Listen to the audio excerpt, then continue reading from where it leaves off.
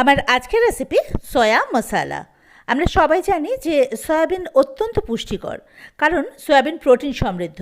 ডিম, দুধ, এমনকি মাংসে যে প্রোটিন পাওয়া যায় তার চেয়েও বেশি প্রোটিন পাওয়া যায় এই সয়াবিনে। এছাড়া সয়াবিনে বিভিন্ন ভিটামিন আর মিনারেলসও থাকে। তো এই যে সয়াবিনের এত উপকার, এ যদি খেতেও সুস্বাদু হয় তবে তো কথাই নেই।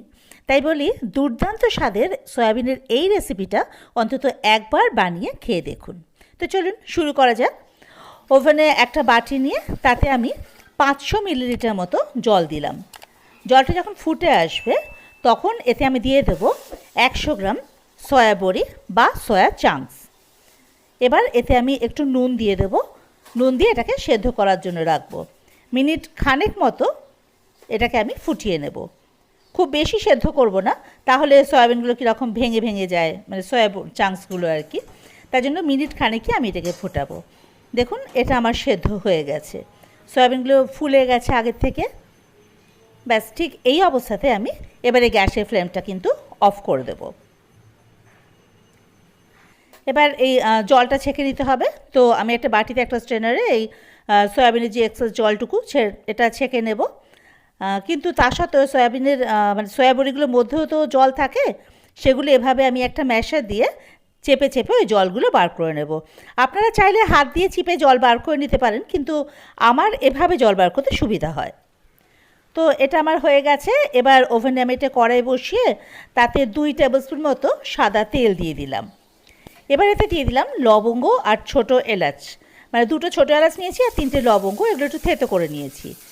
ওটা একটু ভালো গন্ধ বেরোলে ওই সয়া বড়িগুলো জল ছড়ানো সেটা এর মধ্যে দিয়ে দেবো। আর ওতে দেবো হলুদ গুঁড়ো আর একটু শুকনো লঙ্কার গুঁড়ো। 1/2 চামচ মতো হলুদ গুঁড়ো দিয়েছি আর শুকনো লঙ্কার গুঁড়ো দিয়েছি ওই 1/2 চামচে। এবার সব কিছু খুব ভালোভাবে মিশিয়ে এটাকে একটু লাল লাল করে ভেজে নেব।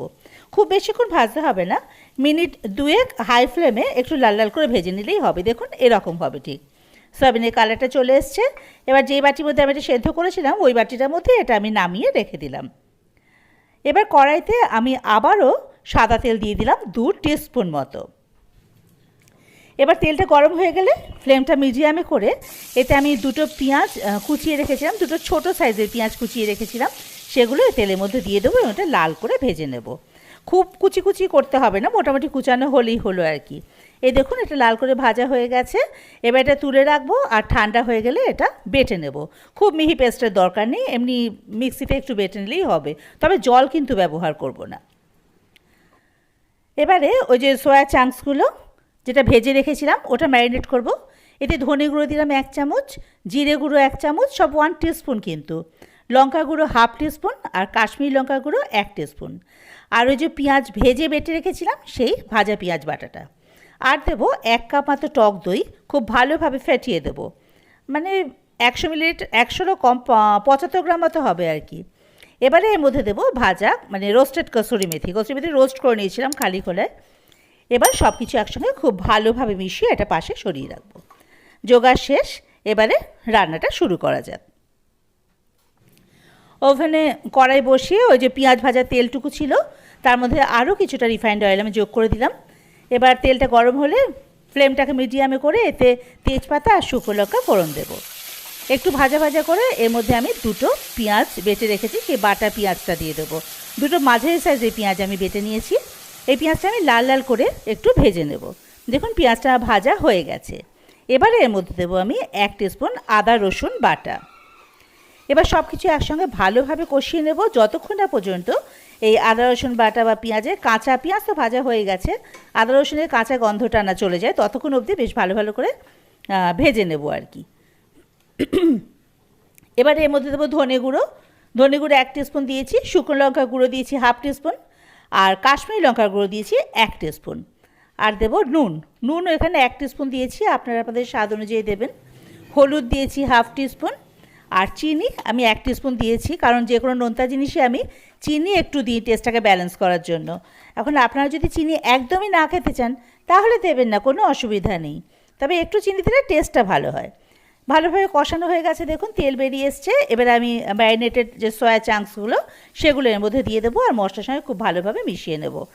এবার যার মধ্যে ম্যারিনেট করেছিলাম আমি, ওই মশলাগুলো কিন্তু এখনও রয়ে গেছে বাটির মধ্যে, তাই ওতে একটু জল দিয়ে ওটা আমি এর মধ্যে দিয়ে দেবো।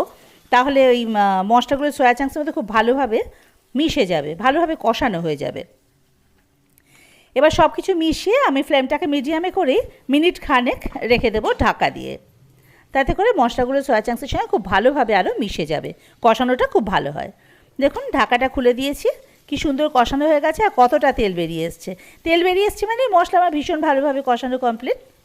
এবার খুব ভালোভাবে নাড়াচাড়া করে ওই যে বাটির মধ্যে আমি এটা রেখেছিলাম সয়াবিনটা ম্যারিনেট করে, ওই বাটি ধুয়ে কিছুটা জল এর মধ্যে দিয়ে দেবো ওই গ্রেভিটার জন্য। আপনারা যেরকম ঝোল খাবেন সেই অনুযায়ী কিন্তু এখানে জলটা দেবেন, আর ফ্লেমটা কিন্তু এখন হাইতে করে দেবেন। এবার এটা ফুটে ওঠা অবধি অপেক্ষা করব। দেখুন ঝোলটা ফুটে গেছে খুব ভালোভাবে।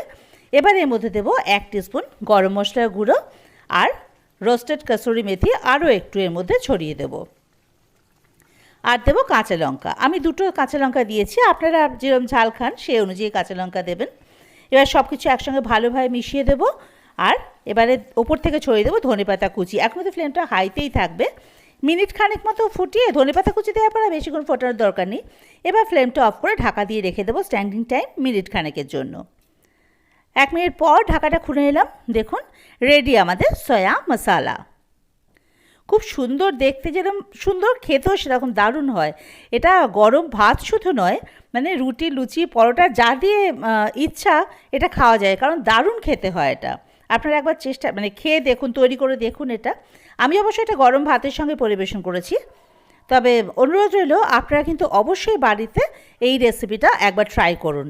আর যদি পছন্দ হয় তাহলে আমার চ্যানেলটাকে সাবস্ক্রাইব করে দেওয়ার অনুরোধ রইল। আর বেল আইকনটা কিন্তু প্রেস করে দেবেন ফার্দার নোটিফিকেশনের জন্য।